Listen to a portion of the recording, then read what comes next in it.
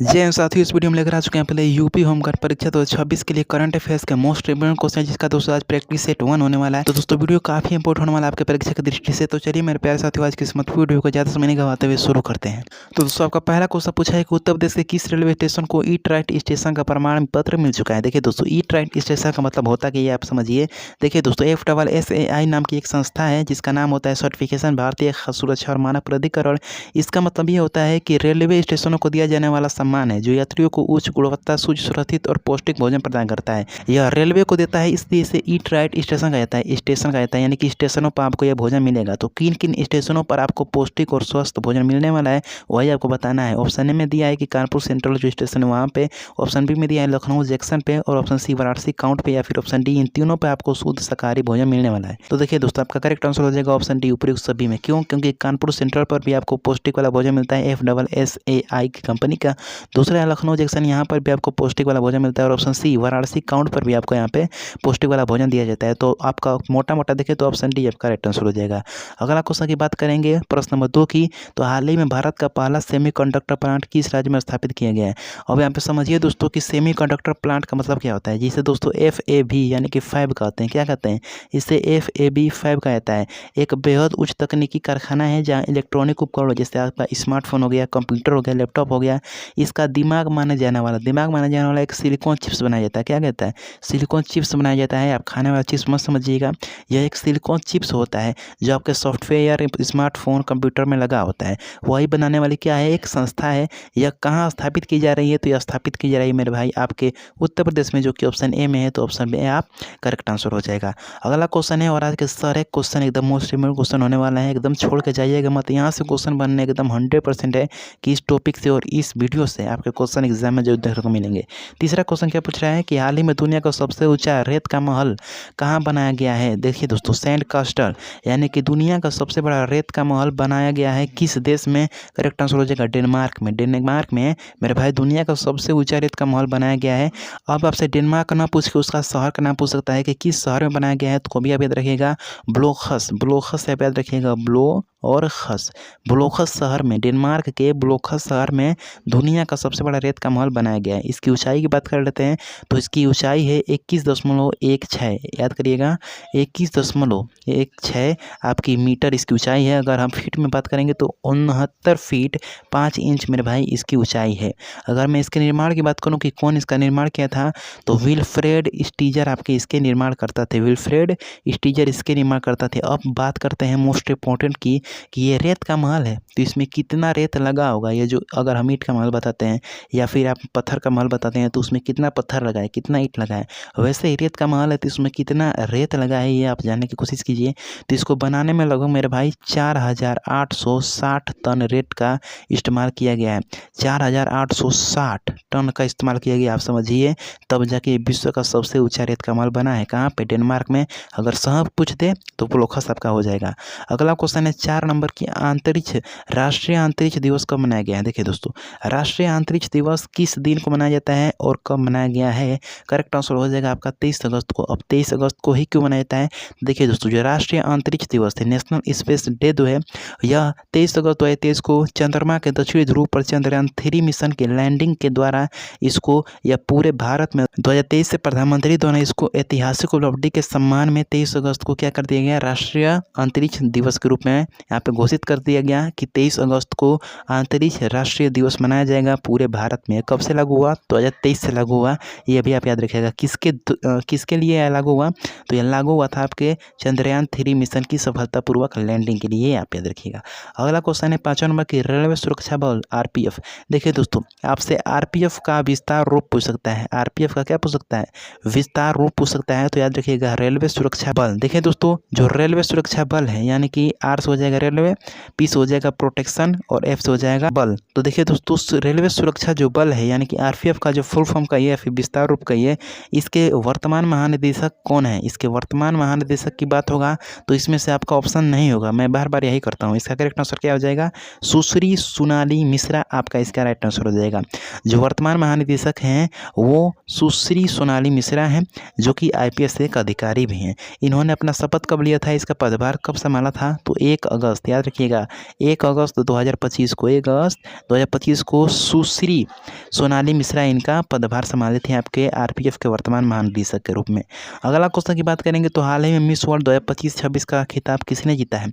Correct answer क्या हो जाएगा? क्रिस्टियानो पिस्कोवा, कैरोलिना विलासवस्का, टोनी एनसिंग, और देखिए दोस्तों ऑप्शन सी में दिया है टोनी एनसिंग, और ऑप्शन डी दिया है यास्मीन अजहरी। देखिए दोस्तों करेक्ट आंसर आपका हो जाएगा क्रिस्टीना पिस्कोवा।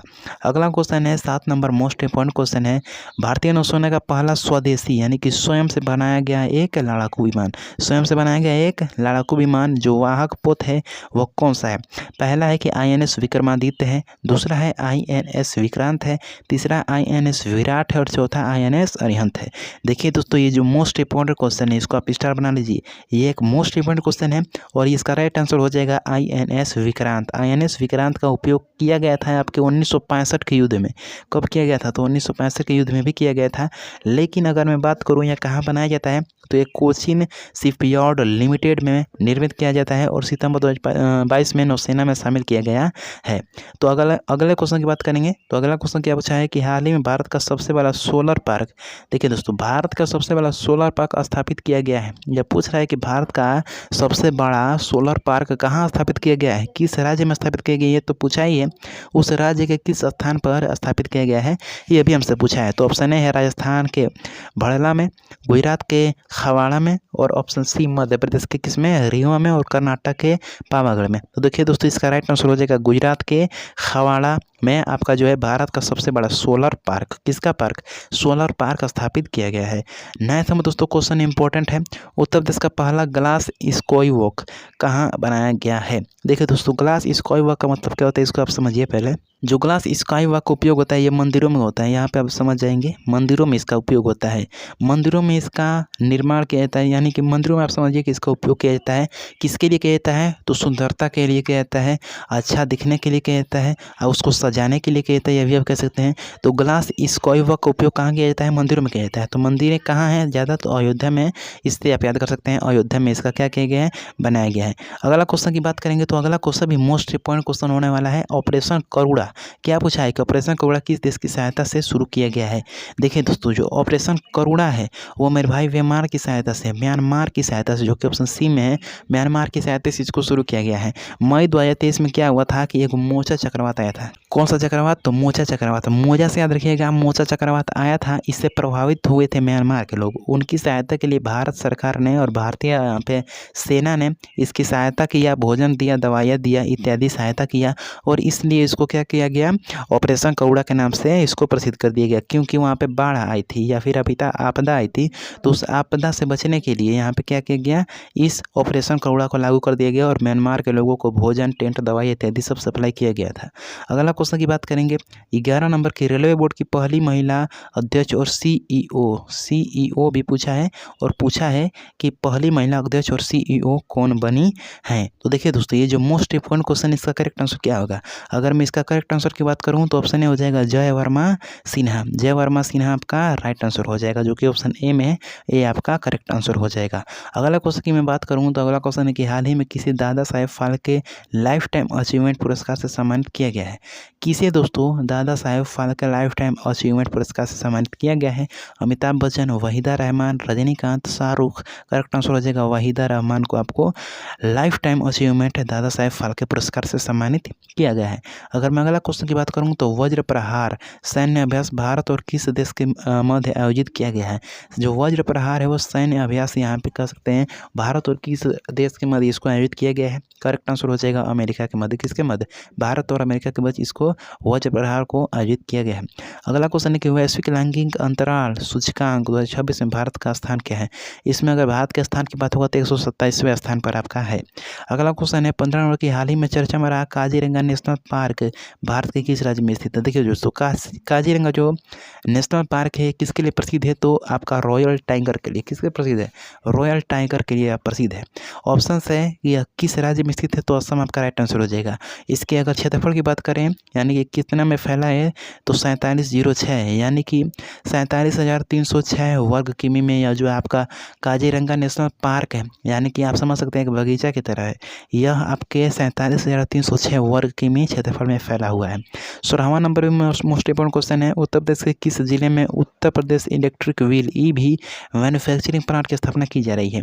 मेरे भाई आपका करेक्ट आंसर क्या आ जाएगा? कानपुर, गाजियाबाद, ग्रेटर नोएडा का, लखनऊ। आपके 4 ऑप्शन है, करेक्ट आंसर क्या आ जाएगा? देखिए दोस्तों, उत्तर प्रदेश इलेक्ट्रिक व्हील की जो स्थापना की जा रही है वो की जा रही है आपके लखनऊ में। ऑप्शन डी आपका राइट आंसर हो जाएगा। मैन्युफैक्चरिंग प्लांट की स्थापना आपके लखनऊ में की जा रही है। 17वां नंबर क्वेश्चन है कि भारत के नए लोकपाल के रूप में नियुक्त किया गया है। भारत के नए लोकपाल के रूप में आपके नियुक्त हुए हैं एम खानविलकर। एम खानविलकर को नए लोकपाल के रूप में नियुक्त किया गया है। अगला क्वेश्चन है कि हाल ही में किस देश ने अपनी पहली luxury train dream of the desert शुरू की घोषणा की है। लग्जरी ट्रेन है मेरे भाई, लग्जरी आप होम देखे होंगे, लग्जरी आप कार देखे होंगे, ये लग्जरी पूरा ट्रेन में बना दिया है। तो कौन सा यहाँ पे देश ने इसको बनाने की घोषणा की है? तो सऊदी अरब आपका राइट आंसर हो जाएगा। बहुत ही अमीर देश है भाई। अगला क्वेश्चन है और लास्ट क्वेश्चन आज का इस सेट का होने वाला है। आज के इस प्रैक्टिस सेट का यह पहला सेट है और आज का यह लास्ट यहाँ पे क्वेश्चन होने वाला है। हम इसके जल्द ही प्रैक्टिस सेट 2 भी लाने वाले हैं, तो आप चिंता मत करिए, बहुत जल्द वो प्रैक्टिस सेट 2 भी आने वाला है। आप इसका आंसर फटाफट से बताइए। विश्व दिवस किस दिन मनाया जाता है? ये विश्व दिवस नहीं है, यहाँ पे विश्व टीबी दिवस है। टीबी भी बोल रहे हैं, तो विश्व टीबी दिवस है। टीबी यानी कि क्षय रोग मैं बोल रहा हूँ, जो क्षय रोग होता है वो मैं बोल रहा हूँ। तो विश्व क्षय रोग का जो दिवस है वो किस दिन मनाया जाता है? तो 24 मार्च को मनाया जाता है। ऑप्शन सी आपका करेक्ट आंसर हो जाएगा। 24 मार्च को क्यों मनाया जाता है? क्योंकि विश्व क्षय रोग से जागरूकता बनाने के लिए आपको 24 मार्च को यहाँ पे विश्व क्षय रोग के रूप में यहाँ पे दिन को मनाया जाता है। किसको? तो 24 मार्च को मनाया जाता है। तो दोस्तों ये थे आज के top most important question current affairs के प्रैक्टिस सेट 1 का। अगर आपको इसका प्रैक्टिस सेट 2 चाहिए तो हम बहुत जल्द आपको प्रैक्टिस सेट 2 भी अप्लाई करने वाले हैं, आपको अपलोड करने वाले हैं, आपको जरूर मिलने वाला है। तो ज़्यादा देर नहीं लगेगा, बहुत समय जल्द ही आपको वहाँ पे वीडियो मिलने वाला है। तो मिलते हैं दोस्तों आपसे नेक्स्ट वीडियो में। अगर वीडियो अच्छी लगे तो वीडियो को लाइक, चैनल अपने चैनल को सब्सक्राइब कीजिएगा। अपनी तैयारी को बेहतर बनाने के लिए चैनल को सब्सक्राइब जरूर कीजिएगा। चलिए मिलते हैं दोस्तों आपसे नेक्स्ट वीडियो में, तब तक के लिए जय हिंद, जय भीम, जय भारत।